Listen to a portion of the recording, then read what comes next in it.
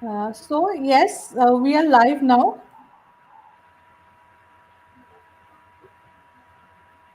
Nabanita, am I audible? Yes, you are, Aratrika. Yes. A very good evening, everyone, to all of our viewers and participants. On behalf of the team Calcutta Comparatists 1919, I take this privilege to warmly welcome you to the 47th lecture of the lecture series. Calcutta Comparatists 1919 is an independent forum for research scholars of humanities and social sciences. It carries the legacy of academic study of Indian languages and literatures, envisioned by Sir Ashutosh Mukherjee and introduced in 1919 at the University of Calcutta. Later, in 2005, a new department was established which still continues to carrying research in Indian languages. Calcutta Comparatives 1919 took inspiration from this history, and it is a platform for sharing research interests and ideas. We're organizing online lectures on various interdisciplinary topics to be delivered by academicians and distinguished research scholars of different fields. Your remarkable skills will be a great addition to our team. We look forward to a very mutually beneficial relationship with you. And now I welcome our speaker of the day, Dr. Nabanita Sengupta. Nabanita, a very warm welcome to our forum. Thank you for accepting our Thank you so invite. much. Thank you for accepting our invite. Thank you so much. I'll introduce our speaker now. Dr. Nabanita Sengupta is an assistant professor of English by profession and creative writer by passion. Translation remains one of her chief areas of work and interest. Her works can be read in journals and portals such as Shetu, News India, Cold Noon, Cafe Distances, NewsMinute.in, News18.com, Kitab.org, Different Roots, among others. Ma'am has also been published in various poetry anthologies and anthologies of translation. She will be speaking on the translation of Krishnabhabini Das today. Ma'am, the virtual stage is all yours now. You can please begin your lecture. Thank you so much. Thank you, Aratrika. Well, a slight change from what Aratrika said. It's actually, I'm not going to speak on the translation of Krishnabhabini's England Devanga Mohila, but what I'm going to talk about, and as the poster says, my talk is titled as Krishnabhabini Dash, Voice of a Conformist or an Iconoclast.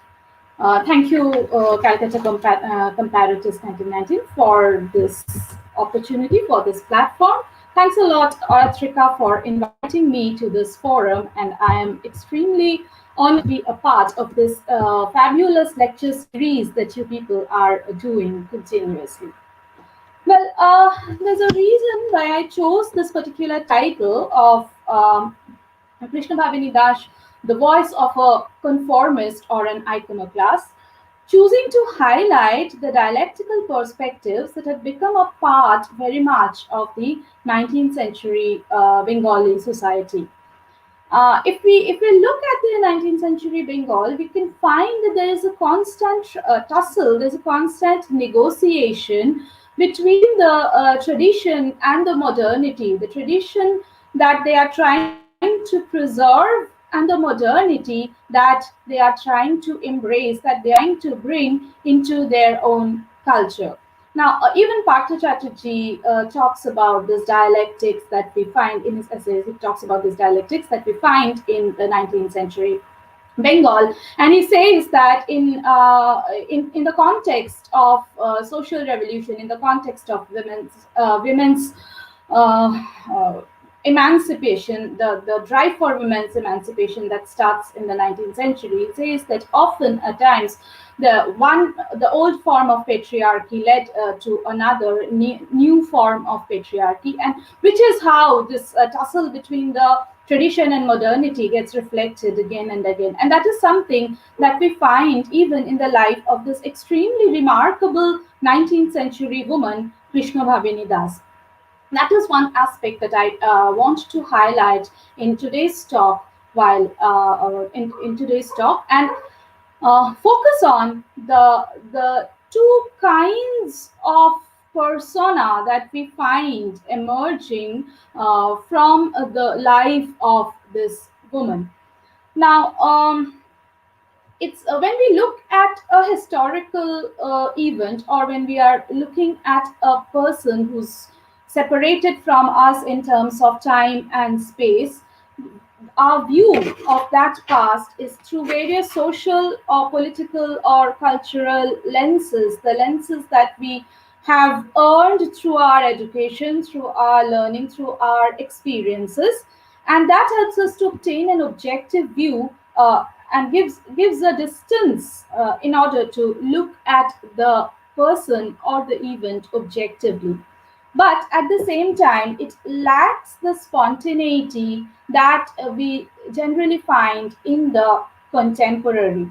Hence, in my introduction of Krishnabhabini, in my attempt to introduce Krishnabhabini Das to you, before speaking about my opinions, or what I have to say about her, I would like to introduce her through an obituary of this woman that was published in the Modern Review in April 1919, and I'm quoting that obituary from there. And why am I doing that will be self-explanatory, and I'll also talk about it later. So, and I quote the obituary. It's a longish one, and I'm just going to take 2-3 minutes to just read it. So the obituary says, the greatest, most active, and most unostentatious of social workers among Bengali women has passed away from the scene of her earthly labors. Srimati Krishnabhabini Das was the widow of the late Professor Devendranath Das, BA, and the daughter-in-law of the late Babu Srinath Das, a leading millionaire vakil of the Calcutta High Court. She was in England with her husband for 8 or 9 years in the 80s of the last century, and many Indians who were in London in those days saw her passing hours, day after day, absorbed in her studies in the library of the British Museum. When she returned to India with her husband, she was a true helpmeet to him, working devotedly with him to establish and conduct the now extinct Century School, which later grew into the Century College. After the death of the husband and of her only daughter, she threw herself heart and soul into the movement for the education and uplift of her sisters. With the help of teachers maintained by this Sri Mahamandal, of which she was the secretary and chief worker, she carried on the work of Zanana tuition for years in a thoroughly unsectarian manner. This Zanana tuition is something that Krishna Bhavani spends her later years on, and going into the Zanana, going into the interiors of the and finding women whom she could teach, whom she could bring out from misery, and she remains a lifelong warrior against uneducation, illiteracy of the women. She did not accept state help for this or any other of her activities, as she did not like, and I want you to focus on this, she did not like any interference with her liberty in the choice of means and methods. She got even poor women of meager education to do some useful teaching work.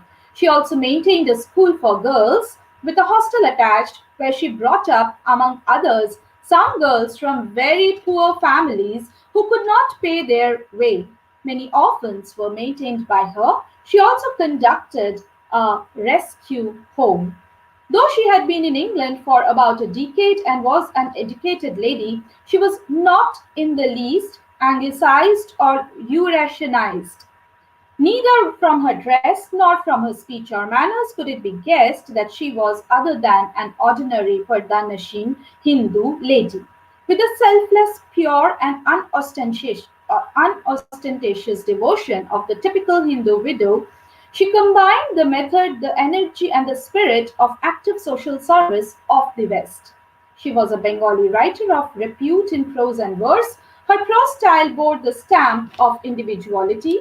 Though she was a Pardanashin Hindu lady and a millionaire's daughter-in-law, she led the austere life of a sannyasini, not spending more than 15 rupees a month on herself, as we learned from an intimate friend of hers. and often walking the crowded streets and lanes of Calcutta to obtain help from her institutions. We could not obtain any photograph of hers as she was very unwilling to be photographed. But fortunately, when she was once engaged in conversation in the residence of Sir J.C. Bose, Miss Larcher made a pencil sketch to hers without her knowledge. This we have much pleasure to reproduce and are very thankful for the permission to do so. Now, the reason why I read this fairly extensive obituary is because it gives a clear glimpse into the life of Krishnabhabini. Hers was a life that was dedicated towards emancipation of women. Hers was a life that was dedicated to the education, and that education remains her constant concern, as we shall find even in the prose that she wrote during her lifetime. In fact, she was such a presence in the 19th century society at that point of time that we find quite a number of important women writing after her death, praising her and paying tribute to her. We have women like Hemlata Devi, we have Khemonkori Devi, and they are all praising her in glowing terms. So, what we get from here is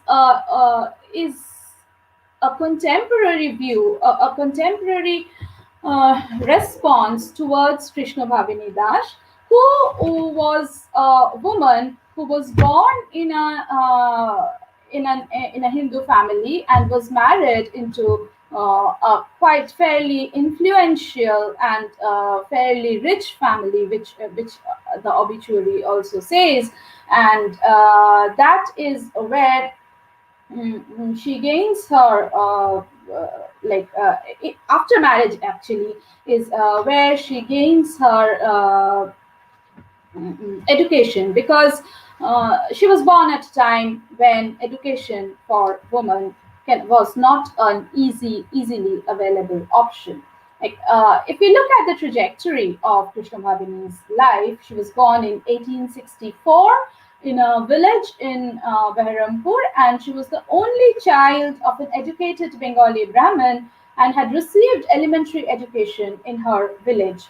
Now, she was married to Devendranath Das at the age of 10, and this marriage to Devendranath Das was probably what changed the course of her life, because unlike the traditionally married couples of that century, Krishna Bhavini and Devendranath, they led their marriage was based more on companionship, uh, companionship between the husband and wife. In fact, there is a very interesting write up. There's an interesting book in by Devendranath where he is giving an account of their early years of marriage, which he names as Pagoler Kotha, and where he talks of Krishna Bhavini but uses a separate name. He refers to her as Kajolani, and there he is talking about a very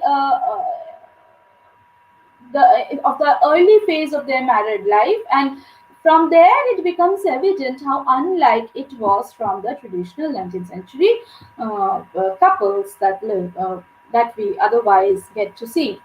And another thing that happened after her marriage was Devendranath himself, being an educated middle class Bengali gentleman, he took upon himself the task of teaching his wife.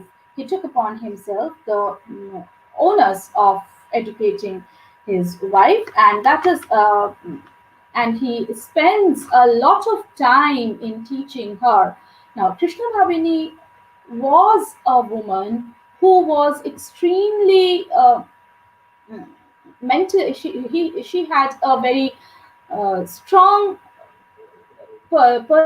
sense of perception, and she was mentally very quick and alert as compared to the other women of that age. And what we find here is she became a very obedient pupil, and she did imbibe almost every aspect of whatever Devendranath tried to teach him, to the extent of being able to go to the British library, sit and read there, as we come to know from this obituary which I have just read, or as we find in various other sources also, that Krishnabhabini spent quite some time in the British Museum, in the British Library, reading up on England. That is what she says in her prose work, in her maiden travelogue, which is titled as England de Bongo Mohila, or a Bengali lady in England. And what she did was she read up a lot on British culture, British society, and from that she formulated her own opinions of how the British culture and British society is different, how it is not, and why it is so successful while India is not, and that is what she tries to present. Now, coming back to the title of today's talk, that whether we are looking at the voice of a conformist or the voice of an iconoclast, is something that comes to my mind again and again when I'm reading the life of this remarkable woman. Now, why do I say that she is a conformist? Now, actually, there is very less evidence, direct biographical evidence of Krishna Bhabini's life that is available to us. But what we gather, most of it is gathered from what we have. What we find in England, a Bongo Mohila, or a Bengali lady in England, her travel book, which was published in 1885 from England. Now, if when we are looking at that travel log, when we look at the way she has structured that travel log, we find that she is following a number of tropes. She is following a number of tropes, number of features that are present in her uh, other fellow travelers of that period. Now, we have to remember that 19th century is also a time when a number of Bengali travelers were going to England. All of them, they had various purposes. They had specific purposes. Some were going for a career. Some went there to understand religion. Some went and in this way there were various reasons for their traveling. So, but the result is that quite a number of Bengali travelers were going to England. But the travel writings that we have are mostly from the male travelers who were traveling from Bengal to England. Krishna Bhabini is the first Bengali woman who is recording her experience of England, and she is presenting it to the for her fellow Indians, and she has a very uh, particular purpose behind writing this travelogue, and she states that very clearly. She states in her uh, preface that she is writing in the first chapter of England de Bongo Mohila. She says that she is writing this with the specific intention of making the Indians aware of the positives in the British race and the negatives as well, so that Indians learn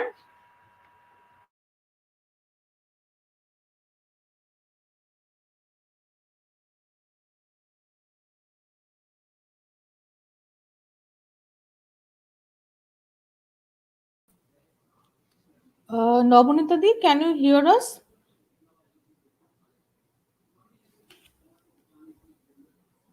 I think there is maybe some problem with our connection. Nabanita, can you hear us?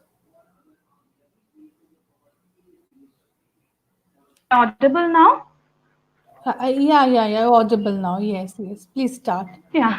thank you. I'm so sorry. Yeah. Yeah, so No, no. what I was, uh, yeah, so going back to what I was talking about is, yeah, so when we look at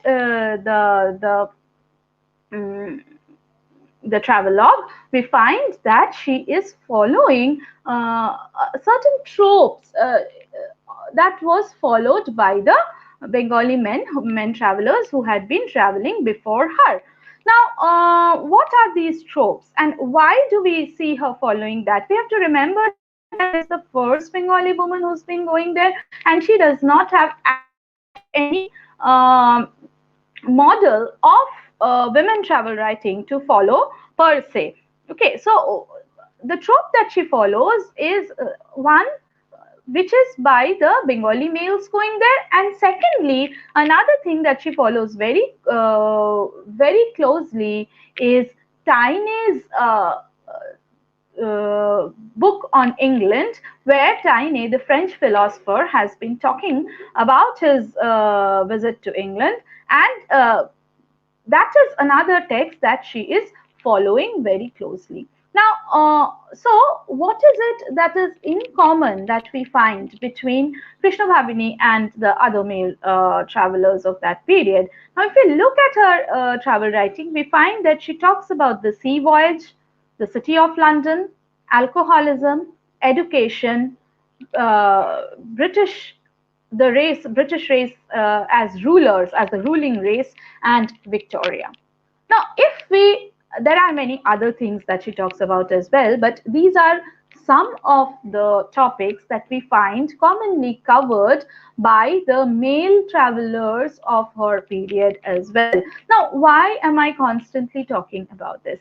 Now, what I'm trying to do by talking about this is to say that Krishna Bhavini is trying to follow a trajectory. She's trying to follow a tradition that has existed, a tradition of nationalism. The nationalist thought of the 19th century that existed during her times, that is something that she is trying to follow very closely.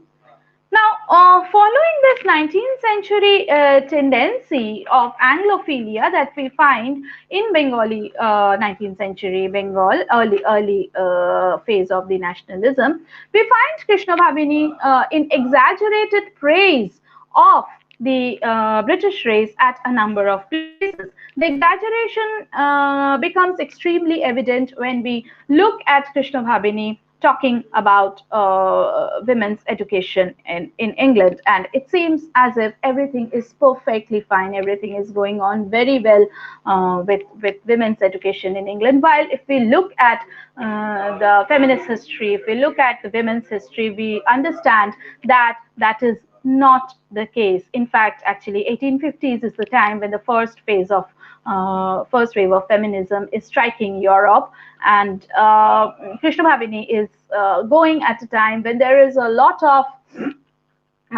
women's suffragette movement, etc., going on, and that is where when we come across this, that is where we when we come across this kind of like thing.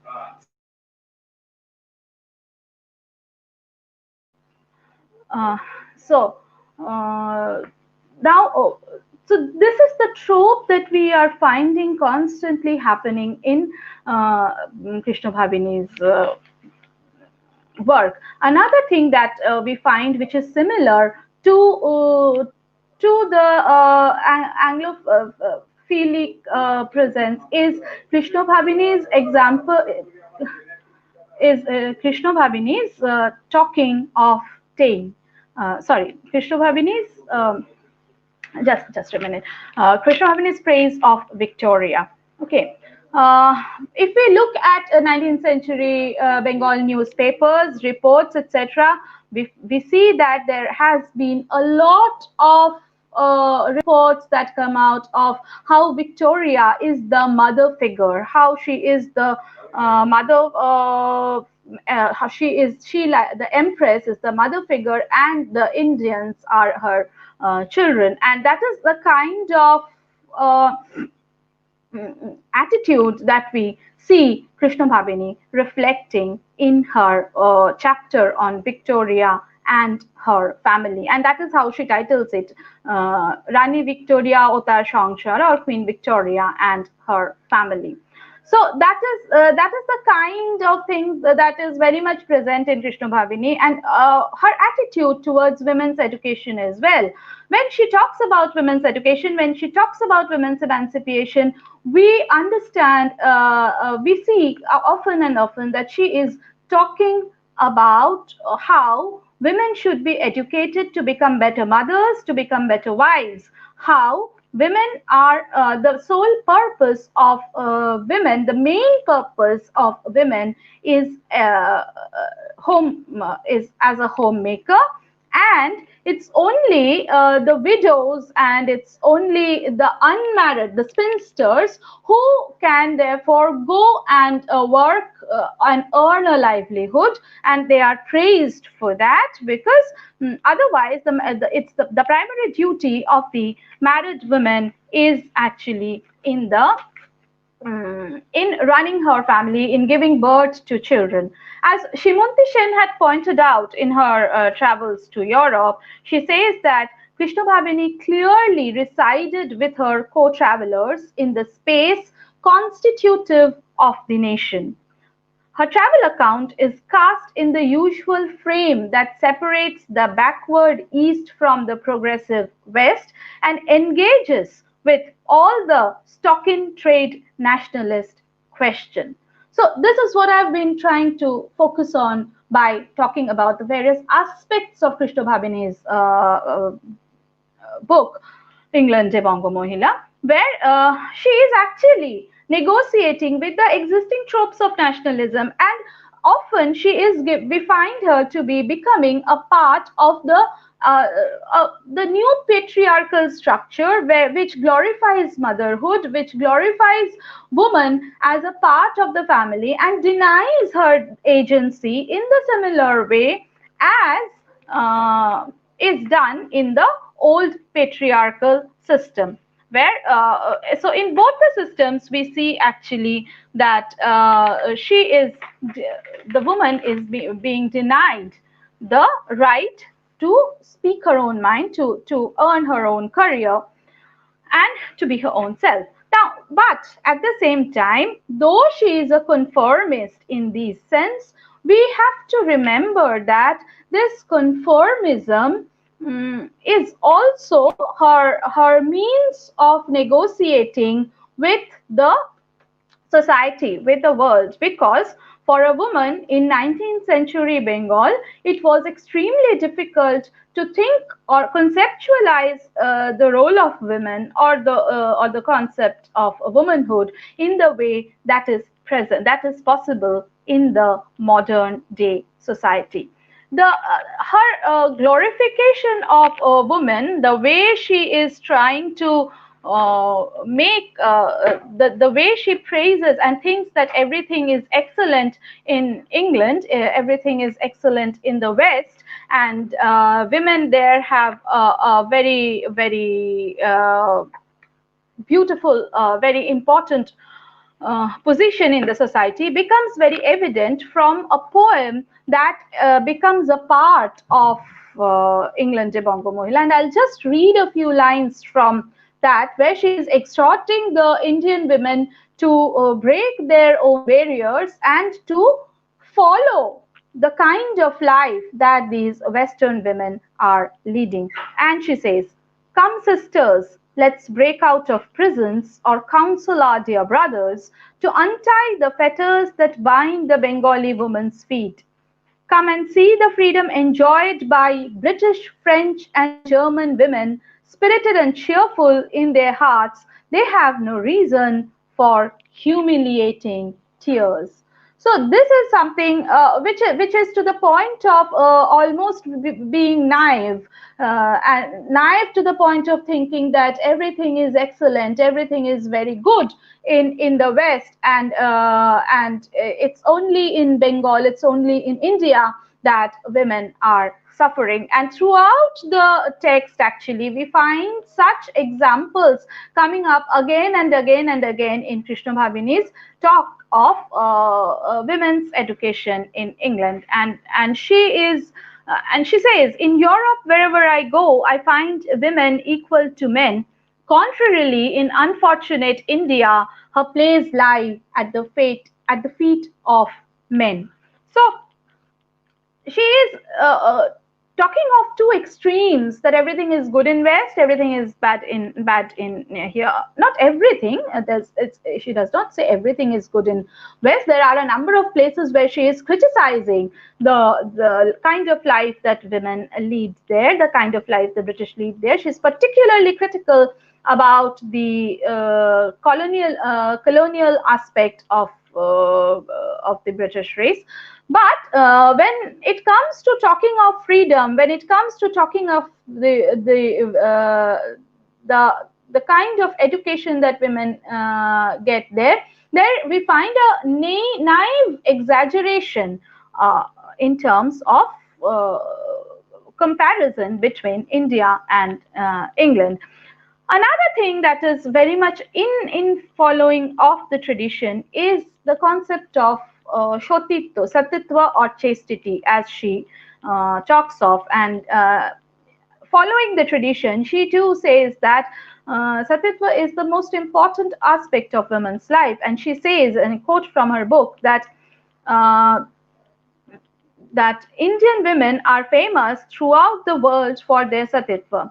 We never hesitate a bit to sacrifice our lives for the sake of our satitva, or to leave this familiar world as a mark of devotion towards our husband. It is true that one does not get to hear such things in this country, but the British women too try their best to retain their satitva, the chief dharma of any woman. So, very typical of the traditional thought that was doing rounds around this period. We find she is also talking about satitva as being the chief dharma of any woman. So, chastity becomes a very important part. And elsewhere in the book, she also says that British women are the true satis because they can preserve their chastity, they can preserve their honor even while interacting with strange men, while Indian women, they are kept under the parda, they are parda nasheen, and that is why they are not actually, they are never tested uh, in the terms that British women are. So these are the various points where you find she is conforming to the tradition that she is a part of. But at the same time, there is a constant struggle. There's a constant effort to break through that, to create a niche for herself, to find a presence for herself, which will give the women a better place, a better position. And her own life is an example of that. The way she leads her life is something that is very important. Why?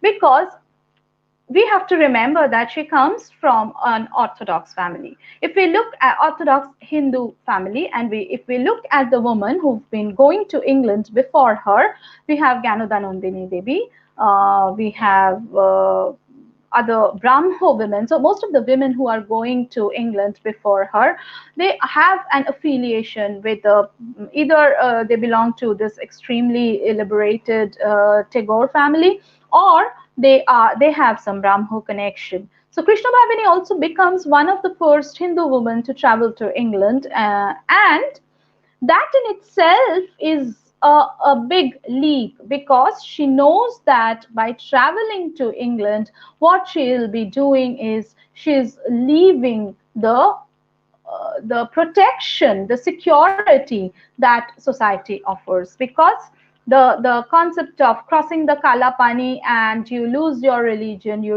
lose your you are ostracized from the society, was still then very much prevalent in the society. And her own family had disowned both Devendranath and herself for going to England. So the fact that she decides to go to England, and the fact that she is not only going there, but she is also writing a book on the English tradition, on the English lifestyle, comparing it with India, are events that break away from the norms that are expected of a woman, because of a Hindu woman belonging to a conservative family is not expected to step out of the house on one hand.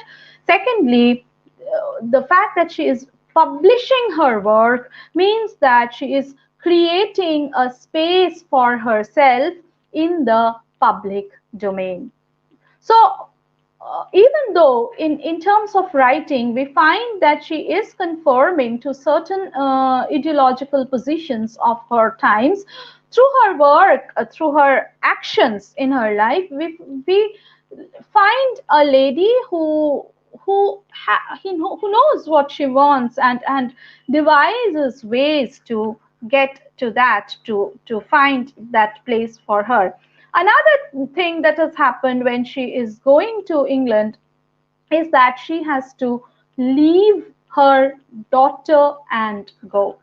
Her daughter is 6-year-old, Tilotama, and she has to leave the young daughter and go, and that is something extremely painful.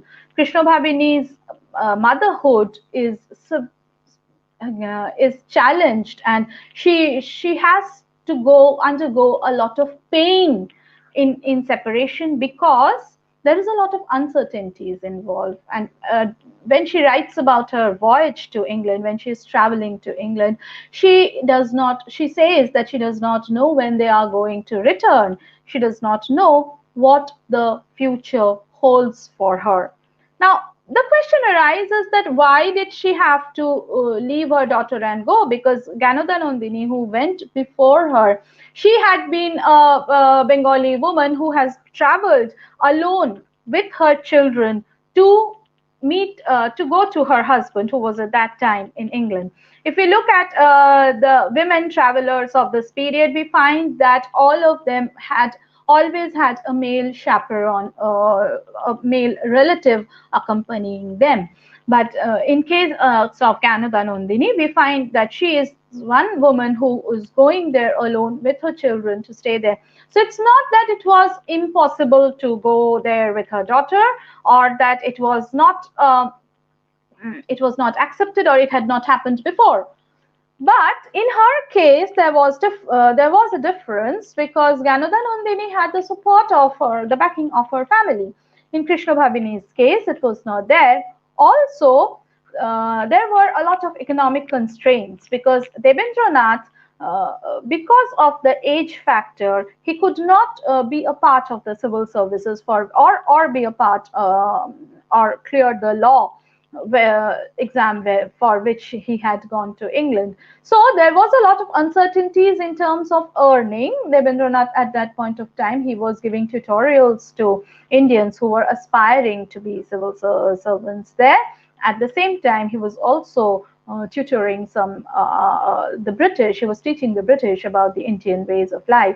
In fact, he also has a book on sketches of Hindu life, which is primarily written for the British readers to get them acquainted with the English forms of life. So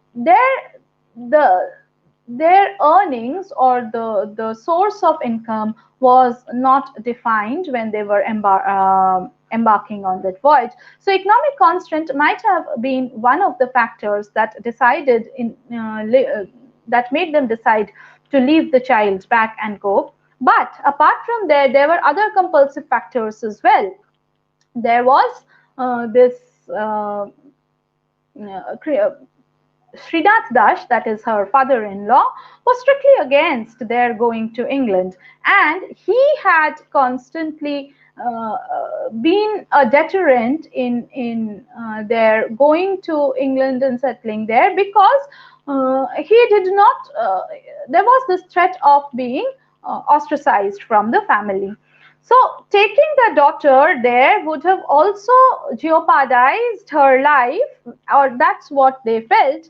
And they felt that she would be happy in the familiar securities that the joint family of the 19th century offered. So she had her uncles and she had her grandparents, the daughter that I'm talking about, Tilottama. So both Krishnabhabini and Devendranath must have felt that that she would be more secured here.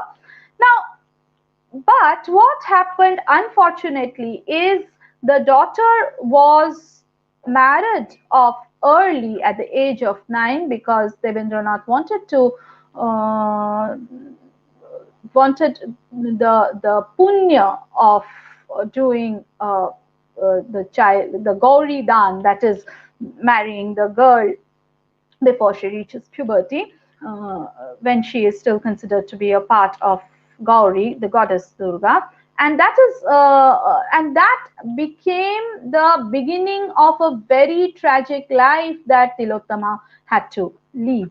And Krishnabhabini, the woman who has been so much talking about women's liberation, requirement of women's education, and a proper position of women in the society, she was miles and miles away in England, and she could not do anything to save her daughter from the fate of being married early.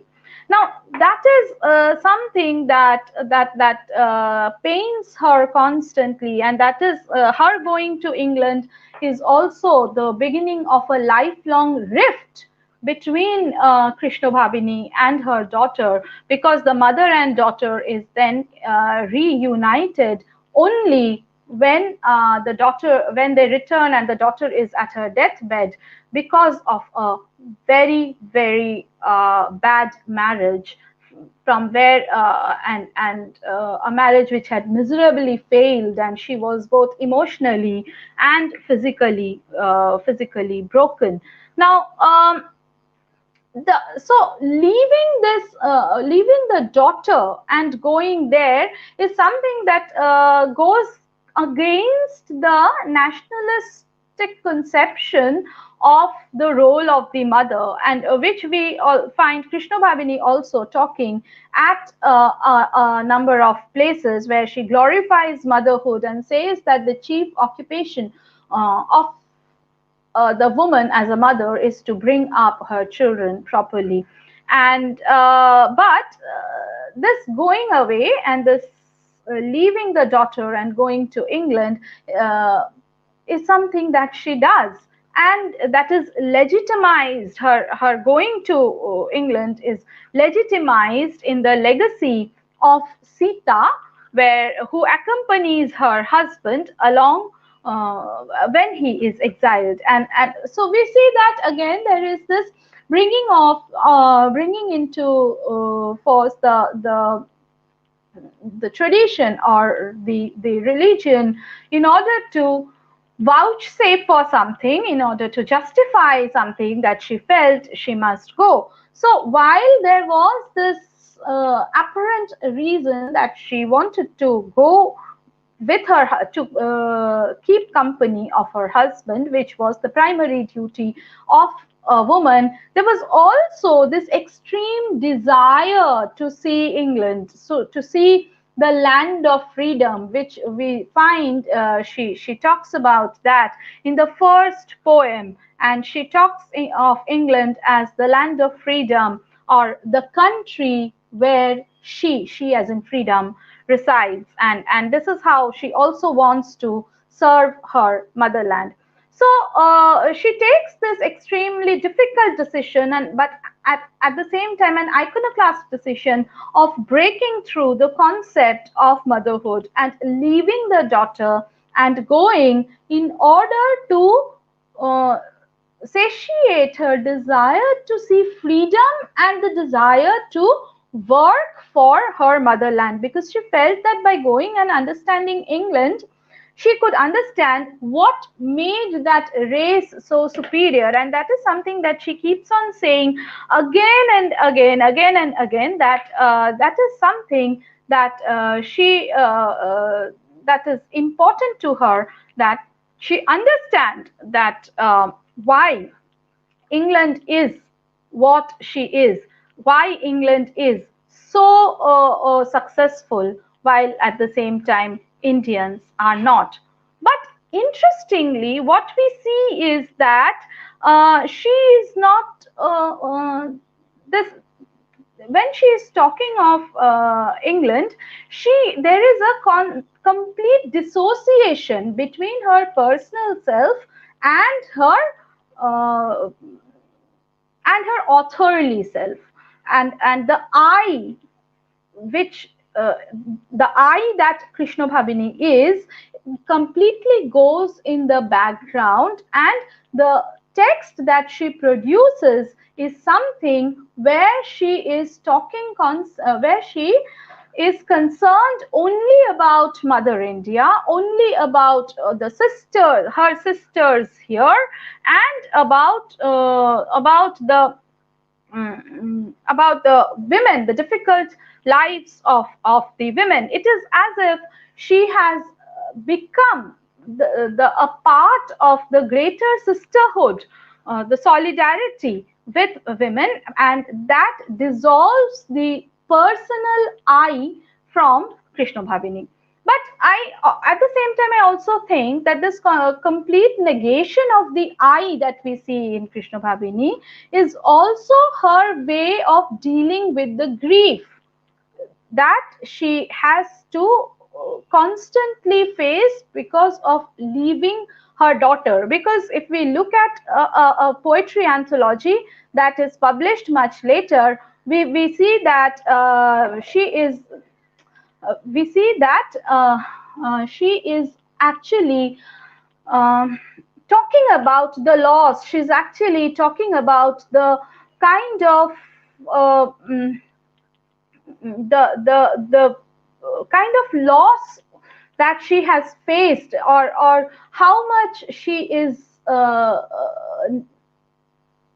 she is constantly complaining about the kind of motherhood that she has to she is setting an example of, in the sense she talks about the fact that she is here miles away, and that's in a poem. She says that she's miles away, and there her talking about freedom, and there her daughter is getting married, and she can do nothing to help her daughter out of it. So there is this personal pain, but we do not find any reflection of that personal pain in the book that she writes. And even after returning from England, we see that she has been writing a number of essays, a number of features for the journals of that period, and even there we do not find any personal anecdotes coming up. What we find is a complete obliteration of the personal and the presence only of the social.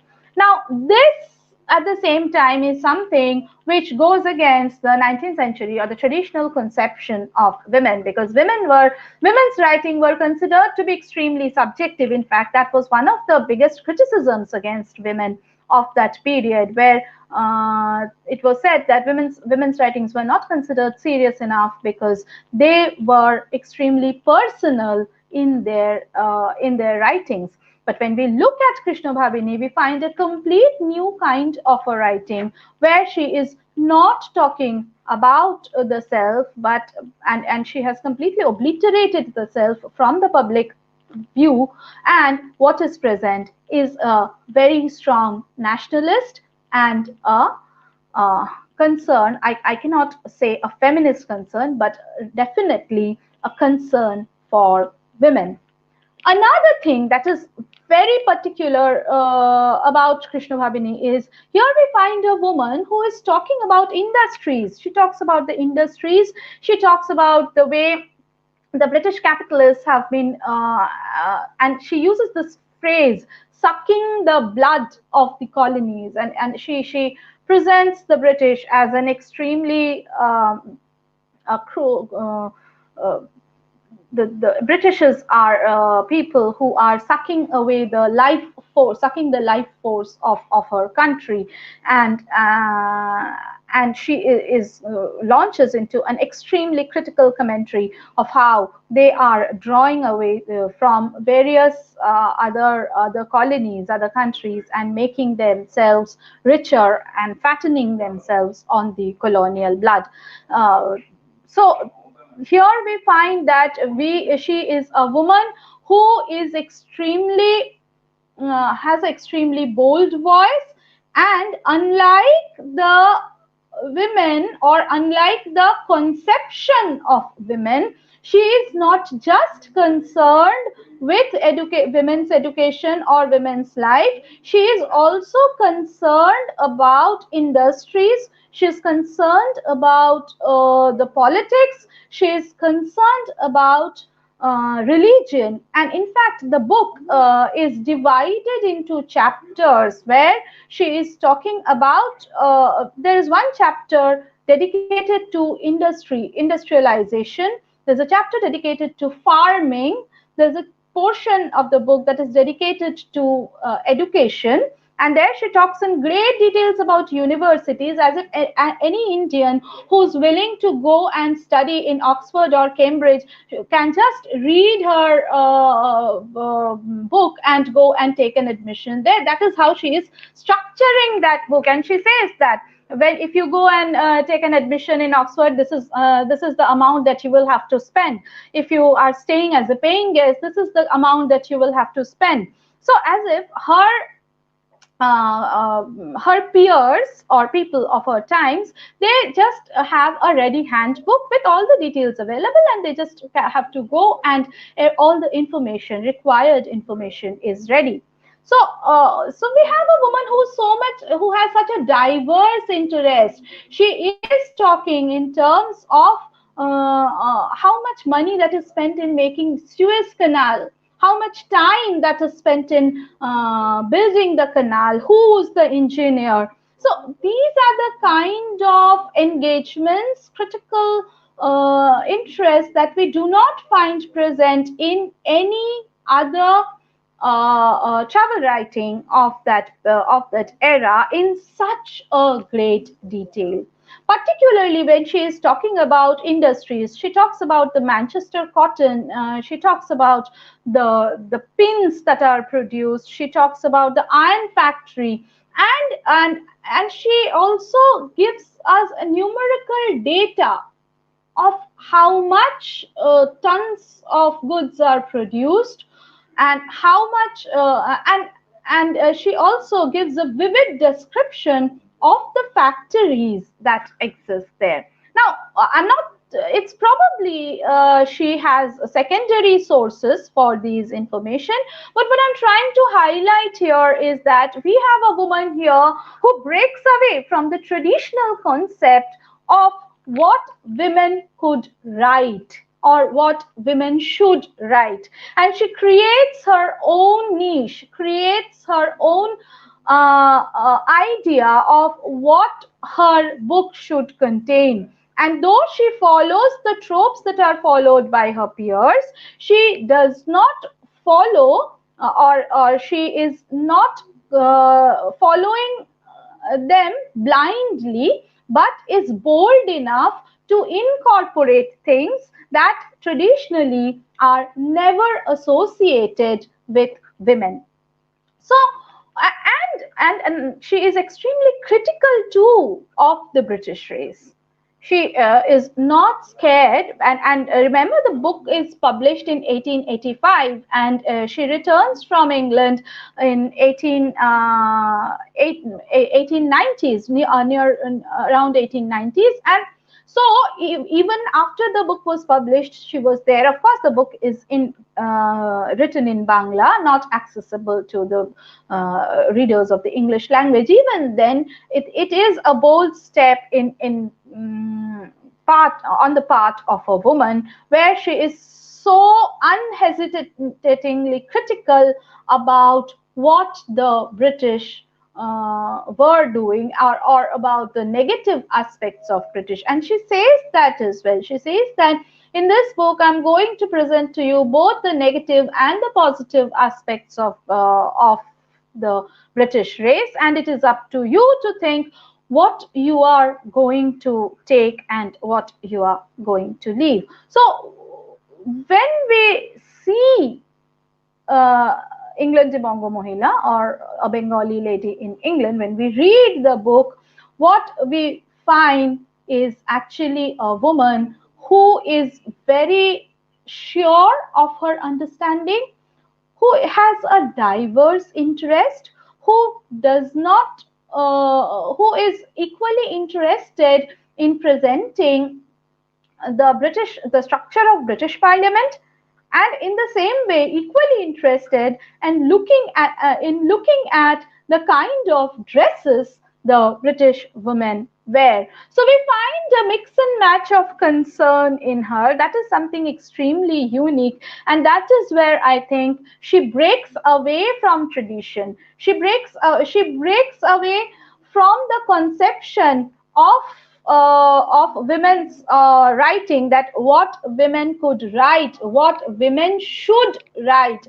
and that is where the success of Krishnabhabini in creating a niche for herself, in presenting herself as a woman who has a mind of her own, is very much evident. A very interesting thing that we find is Krishna Bhabini has a poetry anthology which is almost like a biography, autobiography in verses, called Jiboner Drishyomala, where which is a compilation of poems that has written throughout her life, and that that book is brought out, that book is published after the death of her husband, Devendranath. And in that book, she is writing about, she says that she records a previous conversation with her husband, where she says Devendranath had at one point of time mentioned that the Indian husbands or Bengali husbands who are used to the seat of a god will never come down to being the human husband for their wives. Now, why I mention this is I found it quite interesting that a woman, after the death of her husband, of course, she is mentioning that it is something that her husband had said. She is she is trying to make this point that the husband is used to that seat of God, and therefore it is difficult for him to step down. So talking about the commenting critically about the husband-wife relationship. Now this thing is very much present in Krishnabhabini. She uses a lot of the traditional trope to make her make her voice heard. In fact, she uses tradition to negotiate with modernity, because just as in this instance, she says Devendranath had said that the husband who's used to the seat of a god will never step down.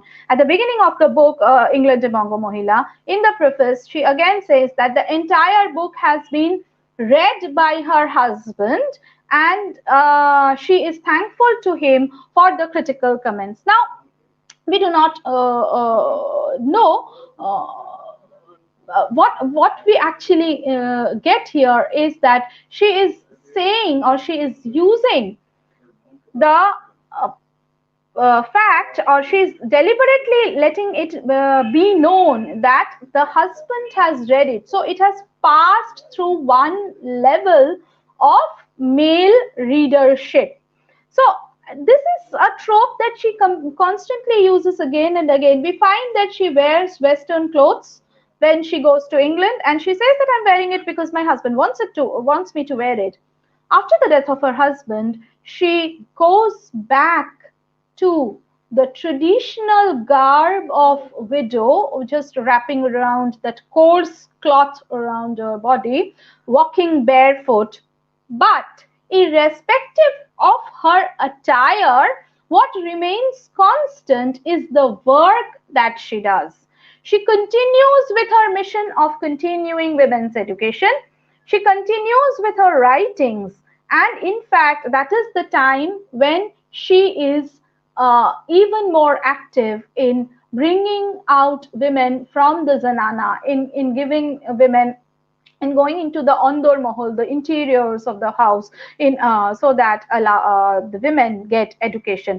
Now, what I feel is that her negotiation or her acceptance of this tradition, of these traditional um traditional paraphernalia is actually a part of her, or actually a ploy of her to enter the patriarchal society, because otherwise it would have been extremely difficult for a widow who is not even supported by any big family or any big name. The advantage that the women in Tagore household had, it would have been very difficult for a woman like her to find or to continue with the kind of charitable work that she had been doing throughout her life.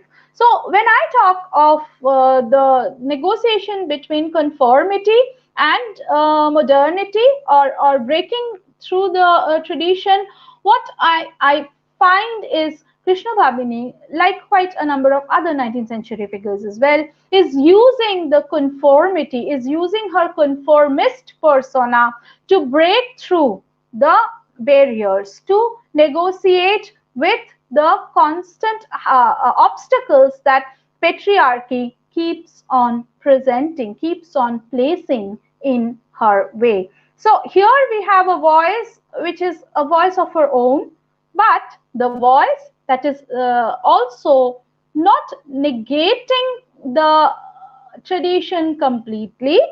Of course, being a 19th century woman, she herself is also steeped in that tradition. She herself is also aware of that. She herself is tutored in the 19th century nationalism. That is there. We cannot deny that. But at the same time, she does step away from that, and she uses tradition as her stepping stone towards a bigger modernity. Thank you.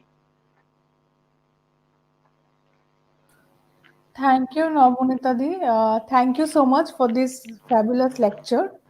Uh, should we begin the question answer session now? Like, if our participants have any questions, they might ask you, or they can post in Sure. the chat box of our YouTube. We still don't have any questions, but we have lots of comments about lectures. I will show some. And there is from Nobo Maloti ma'am. She, she's talking about, she's absolutely thorough in her realization, her understanding and interest in diverse matters. It's amazing. It's really amazing. I mean, Krishna Bhabini, I mean, her. So, ma'am, like, ma'am, am I audible? Yes, yes, yes, you are, Yes. Aratrika. Yes. So, like, what do you say? She's an iconoclast or a conformist, or she hangs Yeah, in that's the what balance? that is what I've been trying to say. That I don't want to bracket her into any of these labels. Actually, she would rather be a woman with her own mind, and of course, we all are a product of our society.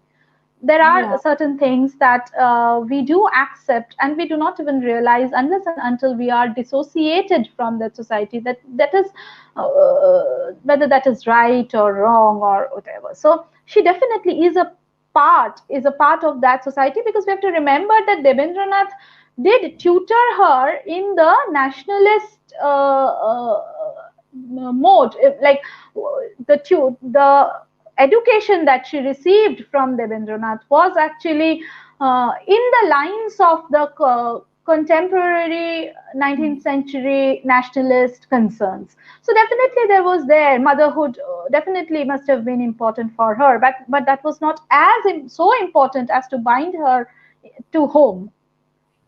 So that is something where we find the negotiation, interesting negotiations coming up again and again. Yes, like her voice is like it's very interesting from her point of view, from her perspective, situated in her place, her time period. And I'm sorry, I apologize because I like in the beginning of the lecture I spoke about her translation. Actually, in my No, mind, no, I it's was okay. yeah, I was I thinking do about the understand where it comes from, but yeah, it's okay. yeah. So the translation you did, like, why did you choose this text? Like, I've like always wanted to ask you, like, why you chose this particular text? Actually, for all the reasons that I've been speaking of till now, because Okay. see, I was interested in the 19th century and I was reading up women's writings from that period. And this book struck me as something very different because here's a voice which is so bold, which is so, which seems to have an agency of her own. Like, Yes. when she decides that she's going to leave her daughter and go, that is when Mm. she's taking an active decision, and she is the one who is deciding that, whatever justifications might be given for that, but she decides to do that. So that's something that interested me, that we are looking at a woman who's writing about the British Parliament, who's writing about the Yeah. British industries, who's writing about the women's liberation movements, and also at the same time she's talking of the British as the, and she uses the word Rokto Chosha, as someone who's sucking the blood from the colonies. So I mean, that's something that got me interested to the book, and I thought that it should be translated. And Yeah, yeah, and you have done a like beautiful work job in translating that. And also, thank Navamani, you. the ma'am is saying Navamani very beautifully translated. Yes, Thank you indeed. for that. My pleasure. And like she's at the same time she's aware of that the colonial relationship we're having with the British. At the same time, she's praising about their lifestyle also, or the where the freedom woman got there. So it's very amazing. There's so many perspectives from where the book can be read. There's so many perspectives, so many angles present in the book. Right. That is what is very enriching Yeah. about the book. In fact, not just the book, even the essays Mm. which are present as an edited volume, that in Bangla. That is, I'll show you. I don't know whether it's visible or not. Can you see that? Yes, yes, yes, visible. Yeah. So this is actually a collection of her essays, and these are the essays that she has been writing, penning down after most of them are written after she comes back from England. Even there, you find her Mm. interest in various things. She talks about the kindergarten education. She talks Okay. about women working. She talks about motherhood. So all her writings actually, and very interestingly, nowhere the I is present. She as if camouflages herself in the social persona of a woman writing about things that concern her. Yes. That is And something we very have, unique. yeah, it's very unique, and she's such a good observer. She's observing everything from daily life to the politics and everything about the society. It is amazing. Right, right. There's a lot of observation, and she Yes, reads and as minute well. She reads a observations. lot. Yes, She and has the been mention of Hippolyte's England notes on Hippolyte Taine's, yes, yeah, Taine is Chinese a major England influence on from her England. Yeah. writing. So And very like interestingly, yeah. something that I didn't talk about is when she is talking about Taine, when I we see that there is a lot of influence of Taine in her work, but it's like she's taking the numerological numbers from there. Actually, she's taking the data, raw data from there, and the Mm. conclusions are her own. She Yeah. talks about the tons of ships that Tiny also talks about in his book, and but she says that these ships are the ones that are bringing so much of riches to England and draining the colonies of their own power, of their own richness. So the conclusions are her own. The the factual data is what she takes from there. Yes, and such awareness from a woman of that like time period confined to such patriarchy, which is amazing. Also because she's well read also. And like how do you think like she got access to so many like by through her husband only, or when they're like child See, is there are being various mentions. Just as I read the obituary at the beginning of my lecture, which yeah, yeah. was published immediately, that she had been sitting and working in the British Library. And there has been mention of this, and she herself also says that. Well, this is something that I tried to verify, but it was not possible because quite a number of data had been, records had been lost in the fire. And when I contacted them, they could give me the records of Devendranath visiting, but they say that there were other substantial records of other people visiting the British Library as well, but that data is lost. So, if you ask for primary data, yes, it's not available right now, at least not available with the British Library anymore. But definitely there are a lot of secondary data that people. This is one from her own times. This obituary is one from her own times, where the Modern Review, where they are talking about people going and seeing her in the British, sitting and reading in British Library. So definitely, I think there we can attach some importance to these writings on her as well. Mm-hmm. So That is that was expressive one in major source. legendary state for a woman of that Right, time, right, for right. an Indian woman of that time period. And also, Shupana Mondal is asking, did you face any challenges while translating the book? Well, one of the major challenges is Krishnabhabini is writing in the 19th century style, and you know that she is using these long, convoluted sentences which begins at one topic and ends with something else. That is one thing that I had to negotiate as a translator. That chopping the sentences into smaller parts because we do not read English in that way. And there's Mm. another part where when she is very much in awe of something, when she finds something extremely mesmerizing, or she is in awe, in both the cases, she launches into a kind of Sanskritized Bangla. So Okay. when I'm translating it in English, that nuanced difference of it's something that is a bit difficult to maintain, that nuance of the language, because English does not provide that kind of uh, freedom which she is taking in when she is writing in Bangla. She's writing in Bangla, but that is a lot of Sanskritized words that is there. So these were the two. Another thing was that in terms of a poem, because the poem, more than the poetic value, they were more in terms of Nabanita's poems. They are not of that immense importance, but if you read them as social documents, they are something very important. So that is some.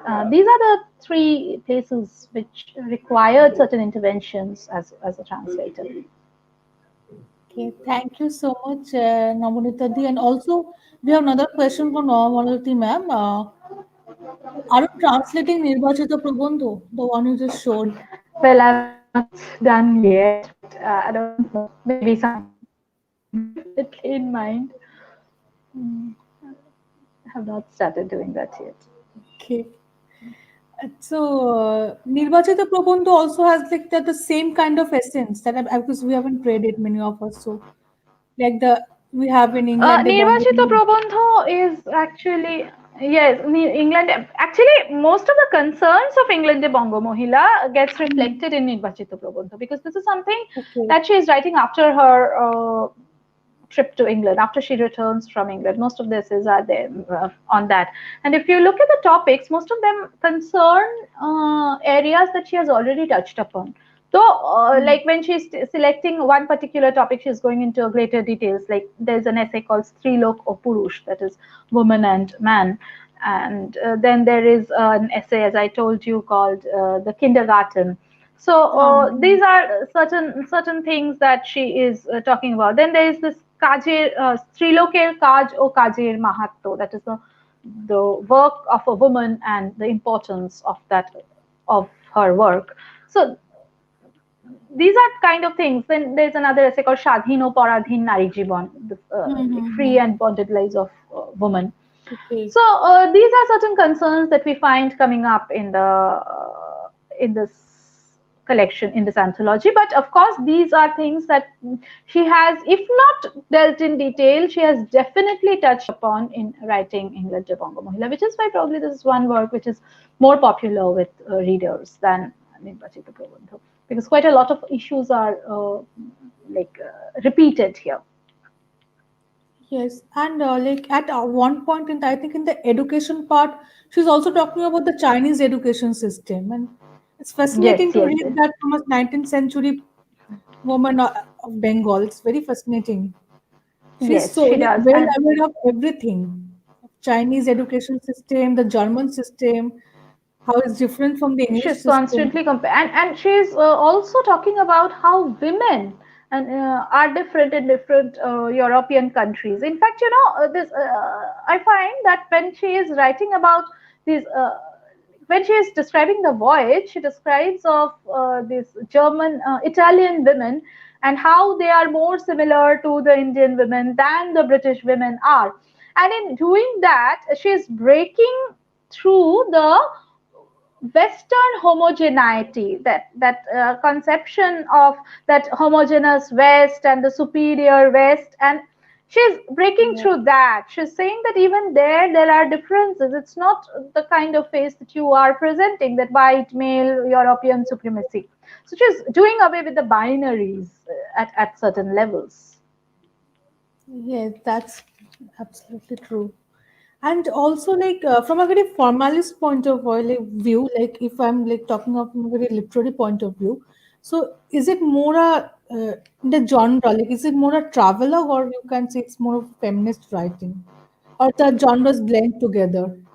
I won't say it's either. Actually, we do classify it as a travelogue because that is, she says, England, de Bongo Mohila, Bengali lady in England, and she's talking Mhm. about her, apparently, she's talking about her stay. But I would rather say this is a social documentary. This is an anthropological study, not exactly anthropological, but this is an ethnographic study of two cultures, two races, and it's not feminist per se because women is not her only concern. She's concerned with politics, she's concerned with trade and commerce, and she says that why have we forgotten our trade and commerce? Why are we losing so much of money to these people? So women is her chief concern definitely, but that's not her only concern. And feminism her text predates the term feminism as well.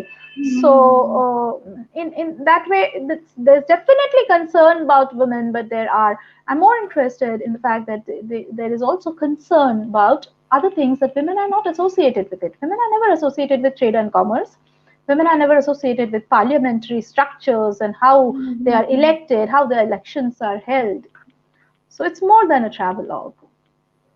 Yes, and a 19th century woman writing from an middle class Bengali household, writing about trade and politics, and without the fearing of not only the in our patriarchy, I mean, she is doubly oppressed, right? Being a Right. colonial woman, she has a fear of the British patriarchy as well.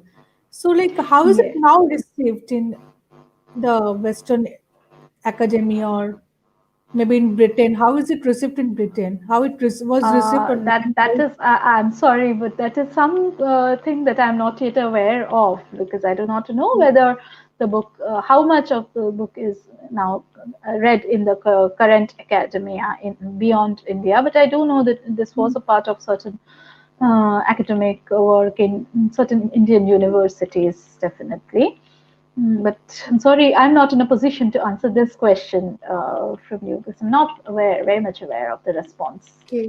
contemporary response. And earlier when it was published.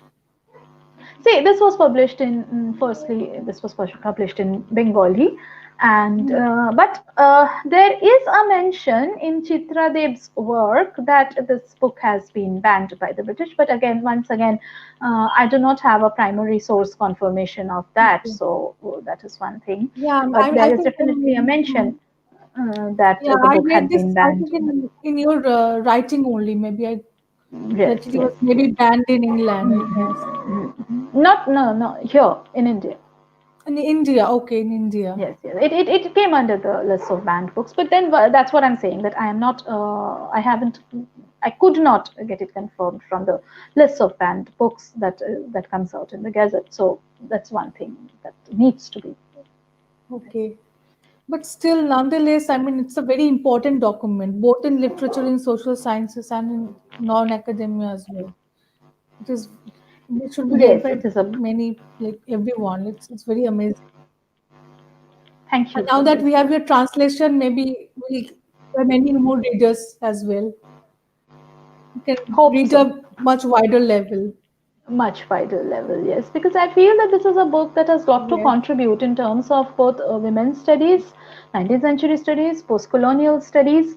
So, yes, from a perspective of comparative literature, it is a book which it's a voice that requires reaching out. yes, that is true. And thank you, Nabanita. We don't have any more questions now, so maybe we can just move towards concluding the session now. And thank you so much for coming today and talking on Krishnabhabini Das. Thank you very much. Thank you. Thanks to all our viewers and participants for joining us today. And if you have any more questions, maybe you can just put it in the chat box and we'll later convey it to our speaker. And thank you so much. Thank you, everyone. A very good night to you. And we'll s- show our other lectures. We'll just see. We'll hello, Yes, you are audible. You are. Uh, hello. I don't know yes, something. Aratrika, you are audible. Yeah, yeah, yeah. Just my camera was, yeah. Yeah, we'll post our other lectures on our social media handles. And today, thank you very much. A very good night to you. And thank you, Nobanitadi, once again for joining us today and delivering this amazing lecture. Thank you so Thank you much. so much for having me here, and I apologize for the technical glitches that occurred No, no, no, during it's the absolutely okay. It's lecture absolutely okay. twice, but at times we are like victims Yes, of that is the new technological normal, glitches. That The is new a part of normal. our new normal, yes. Right. Thank you so much. Thank you so much. Thank you. We'll end the broadcast now.